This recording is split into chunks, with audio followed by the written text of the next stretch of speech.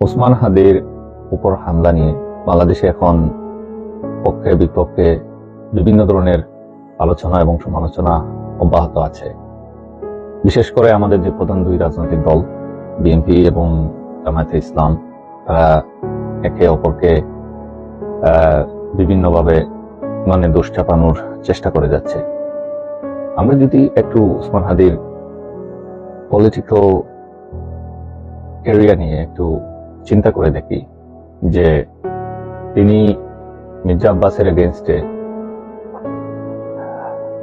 যে আসনটাতে লড়ার সিদ্ধান্ত নিয়েছেন, তার এর আগে কোনো ইলেকশন হিস্ট্রি নেই প্রথমত। দ্বিতীয়ত, আপনাকে একটা জিনিস বুঝতে হবে, এখানে তিনজন প্রার্থী আছে, যারা সাদেক কাইম এবং ওসমান হাদি এবং মির্জা আব্বাস, যাদের তিনজনকে নিয়ে মূলত কথাটা হচ্ছে। সাদেক কাইম, উনি ঢাকা ইউনিভার্সিটি বিপি, উনি ঢাকা ইউনিভার্সিটিতে একটা ভালো মেজরিটি নিয়ে জয়লাভ করেছেন, কিন্তু সেই তুলনায় ওসমান হাদির কিন্তু কোনো ইলেকশন হিস্ট্রি নেই বা কোনো ধরনের লোকাল পলিটিক্সের সাথেও উনি জড়িত ছিলেন না। উনি জুলাই আন্দোলন থেকেই উনি বেরিয়ে এসেছেন। তো আমরা যদি একটু প্র্যাকটিক্যালি চিন্তা করি, যে আমাদের পক্ষে ওসমান হাদির পক্ষে আমি কথা বলছি না, কিংবা মির্জা আব্বাসের পক্ষেও আমি বলছি না, আমি শুধু যে রিয়েলিটিটা সেটা নিয়ে আমি কথা বলতে চাচ্ছি, যে আসলে রিয়েলিটিটা কি। হ্যাঁ, উনি ওসমান হাদি অনলাইনে অনেক বেশি জনপ্রিয়, মানুষ ওনাকে সমর্থন করছে, কিন্তু অপরদিকে আপনাকে বুঝতে হবে যে আপনি যদি মির্জা আব্বাসকে এই ঘটনার জন্য দায়ী করেন, তাহলে আপনাকে মির্জা আব্বাসকে বুঝতে হবে যে তার পলিটিক্যাল সিচুয়েশনটা কি, এবং তিনি কি তার পলিটিক্যাল সিচুয়েশন থেকে এরকম কাজ করতে পারেন কিনা। মির্জা আব্বাস একজন বিএনপি হেভিওয়েট নেতা, তার অনেক রিচ হিস্ট্রি, পলিটিক্যাল অনেক ফুল খাওয়া নেতা, জেল জুলুম উনি সহ্য করেছেন, উনি অনেক বছর থেকে এই আসনে একজন রাজনীতিবিদ হিসাবে আছেন। তার মতো একজন রাজনীতিবিদকে হারিয়ে ওভারঅল মেজরিটি উইন করা, এটা আসলে কতটুকু বাস্তবসম্মত। এটা যদি আমি আপনাদেরকে জাস্ট একটা উদাহরণ দিতে চাই সাদিক কায়েমের সাথে, আপনারা যদি কানেক্ট করতে পারেন। যেমন সাদিক কায়েম যেখানে ইলেকশন করেছেন ঢাকা ইউনিভার্সিটি, সেখানে ভোটাররা ছিলেন সবাই শিক্ষিত, সবাই এডুকেটেড, একটা সার্টেন লেভেলে ওনারা পড়াশোনা করছেন, দেশের সর্বোচ্চ বিদ্যালয়, অবশ্যই সবাই শিক্ষিত। কিন্তু আপনি চিন্তা করেন যে ঢাকা ৮ আসনে কিন্তু সবাই ঢাকা ইউনিভার্সিটি স্টুডেন্ট না। ঢাকা ৮ আসনে যারা বসবাস করেন, এখানে বস্তি আছে, এখানে রিক্সাওয়ালা আছে, দিনমজুর আছে, এখানে শিক্ষক, ডাক্তার, ইঞ্জিনিয়ার, উকিল, সব ধরনের মানুষ আছে। এবং যেই রাজনৈতিক এলাকায় এরকম ভোটারদের বৈচিত্র্য আছে, আপনাকে বুঝতে হবে যে সবার মেন্টালিটি কিন্তু একরকম না, সবার চিন্তার ক্যাপাসিটিও কিন্তু একরকম না। আমাদের দেশে ভোটিং ইন্টেনশনটা কিন্তু ভেরি ডিফারেন্ট। আমাদের দেশে মানুষের ভোটিং ইন্টেনশনটা ডিপেন্ডস করে তার অনেক কিছুর উপর। ফর এক্সাম্পল, আপনি মনে করতে পারেন যে আমি কিন্তু মির্জা আব্বাসের পক্ষে, কিংবা তাকে আমি গ্লোরিফাই করছি না, আমি শুধু তার মাঠের অবস্থানটা আপনাদেরকে জানাতে চাচ্ছি, যে অ্যাকচুয়ালি ওই রিয়েলিটিতে পরিস্থিতিটা কি, যে ওইটা যদি আমরা বুঝতে পারি, তাহলে আমরা ওইখানে মির্জা আব্বাসের সংশ্লিষ্টতা খুঁজে বের করতে পারবো, যে মির্জা আব্বাস কি আসলে এটার সাথে জড়িত, তিনি কি এরকম কাজ করতে পারেন। তো ফার্স্ট অফ অল, যেটা আমি আপনাদেরকে বলতে চাচ্ছিলাম, যে ভোটিং ইন্টেনশন, আপনাদের কি মনে হয় যে হাদির পলিটিক্যাল ক্যাম্পেইনে তিনি অনেক জনপ্রিয়তা অনলাইনে উনি লাভ করেছেন, কিন্তু অফলাইনে ইন প্র্যাকটিক্যাল উনি কি আসলে মির্জা আব্বাসের জন্য একটা থ্রেট পোজ করতে পারেন কিনা, এটা আমাদেরকে বুঝতে হবে।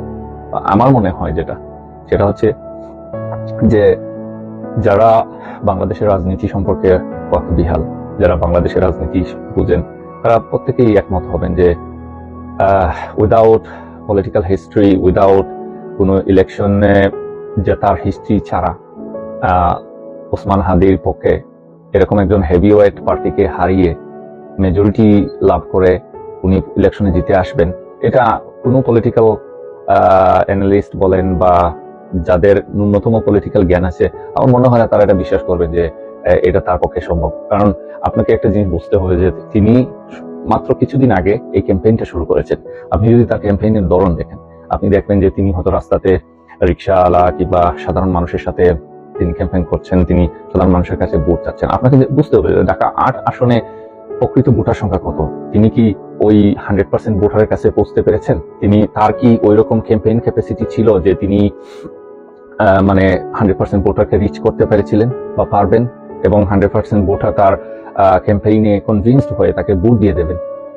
সেই অনুযায়ী আমি বলবো যে মির্জা আব্বাসের উইনিং চান্স এটা অনেক বেশি হাই ছিল। কারণ আপনি যখন একটা ইলেকশন এরিয়ায় অনেকদিন যাবত আপনি পলিটিক্স করবেন, অবভিয়াসলি আপনার সাথে মানুষের একটা কানেকশন তৈরি হয়। রাজনীতিতে কানেকশন ইজ ভেরি ইম্পর্টেন্ট, কারণ মানুষ ওই মানুষটাকে ইলেক্টেড করতে চায় যার সাথে তার কানেকশন আছে। আর আমাদের বাংলাদেশের মানুষেরা সবসময় একটু সুযোগ সন্ধানী, মানে আমরা সবসময় একটু এমন কাউকে ক্ষমতায় দেখতে চাই যার কাছ থেকে আমি কোনো সময় কোনো অসুবিধায় পড়লে যাতে আমি তাকে রিচ করতে পারি, তার কাছে যেতে পারি, এবং তার সাথে আমার ওই রকম পার্সোনাল ইন্টারফেয়ারেন্স আছে বা থাকবে, তাহলেই আমি যাই। মূলত এই প্যাটার্নটা বাংলাদেশ থেকে এখনো যায়নি। তো সেই দৃষ্টিভঙ্গি থেকে আমি বলতে চাই যে মির্জা আব্বাস সাহেব এই ধরনের একটা ঘৃণ্য কাজ করবেন, এটা আমি কখনো বিশ্বাস করি না। এবং এখন আবার আরেকটা আজকে দেখলাম যে জামায়াতে ইসলামের উপর বা সাদিক কায়েম এটার সাথে জড়িত এইরকম কিছু ছড়ানো হচ্ছে। আসলে আমরা বাঙালি মানুষ খুব বহু যুগে, আমরা সবসময় যা মুখে আসে তাই বলে ফেলি। আমরা ওইটার প্র্যাকটিক্যালিটি চিন্তা করি না, ওইটার রিয়েল টার্মে যে ওই কথাটার কতটুকু যুক্তি আছে সেটা আমরা চিন্তা করতে চাই না।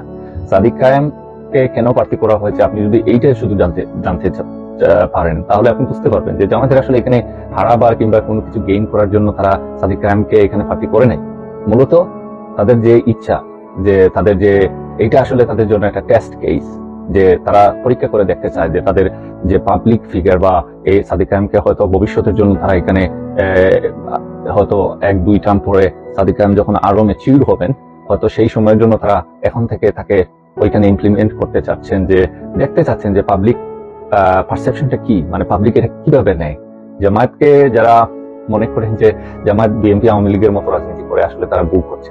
জামায়াত অনেক লম্বা সময়ের প্ল্যান করে এবং অনেক দূরের পরিকল্পনায় তারা বিশ্বাসী। আপনি যদি জামায়াতের পলিটিক্স গুলো দেখেন, আপনি চিন্তা করে দেখেছেন কখনো যে ঢাকা বিশ্ববিদ্যালয়ে এই যে একটা অভ্যুত্থান হয়ে গেল, যাদের নেতৃত্বে বেশিরভাগই শিবির নেতারা ছিলেন, এবং এরা আওয়ামী লীগ সেজে অনেকেই আওয়ামী লীগের বিভিন্ন পদধারী ছিলেন, আওয়ামী লীগের সাথে সংযুক্ত ছিলেন। আপনি কি চিন্তা করতে পেরেছিলেন যে কখনো আজ থেকে 5 বছর আগে যে জামায়াতের ছেলেরা এত ব্যাপকভাবে ঢাকা বিশ্ববিদ্যালয়ে ভর্তি হবে এবং পরিচয় গোপন করে ভর্তি হয়ে তারপরে তারা ভেতর থেকে কাজ করে একটা অভ্যুত্থানের মানে বীজ তৈরি করবেন? এটা কি আপনি কল্পনা করতে পেরেছিলেন? তো আপনি যদি ওই জিনিসটাকে রিলেট করেন তাহলে আপনি বুঝতে পারবেন যে সাদিক খায়েমের এই ধরনের ঘৃণ্য কাজ করার কোনো প্রয়োজনই হয় না।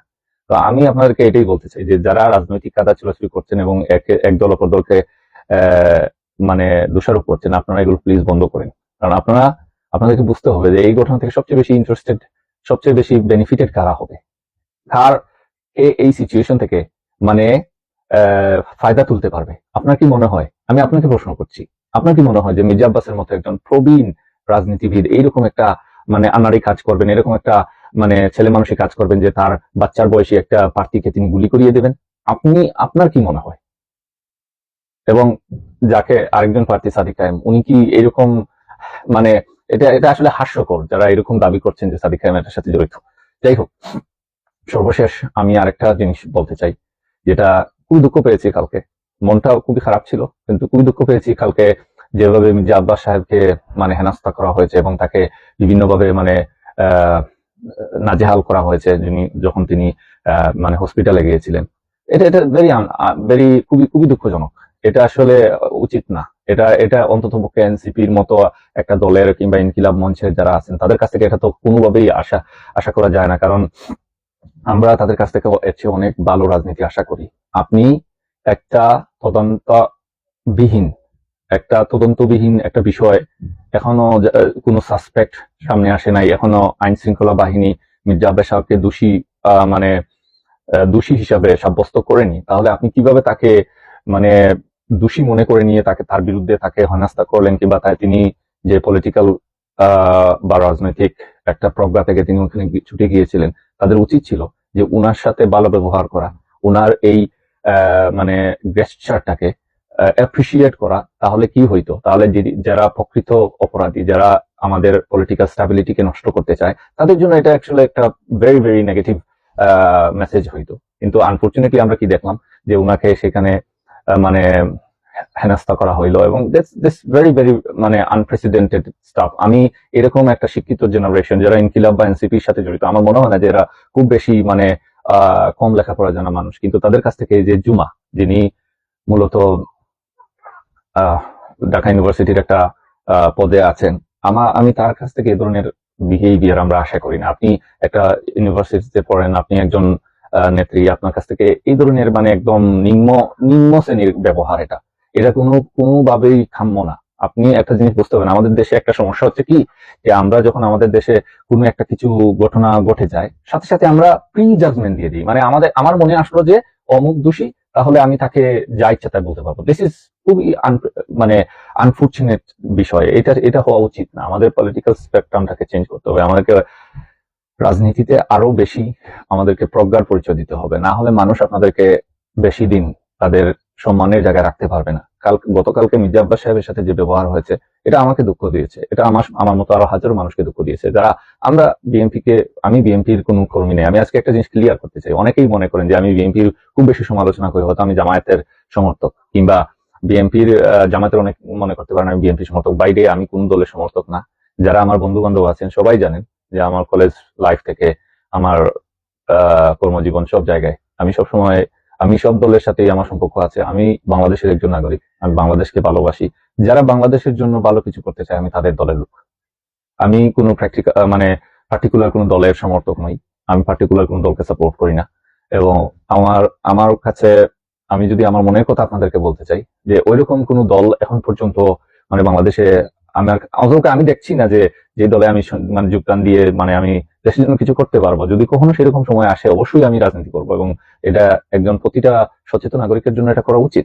বাট এখন পর্যন্ত আমি এতটুকু বলতে চাই যে আমি কোনো দলের সমর্থক নই, কিন্তু যেই দল ভালো করবে আমি তাকে এপ্রিসিয়েট করবো, বা যারা ভুল কিছু করবে আমি সেটা সমালোচনা করবো। ভালো থাকবেন সবাই, এবং আপনি আপনার কমেন্টে আপনার মতামত জানাতে পারবেন, এবং পেজটাকে ফলো দিয়ে সবাই আমাদের সাথে থাকবেন। আল্লাহ হাফিজ। ইনকিলাব জিন্দাবাদ।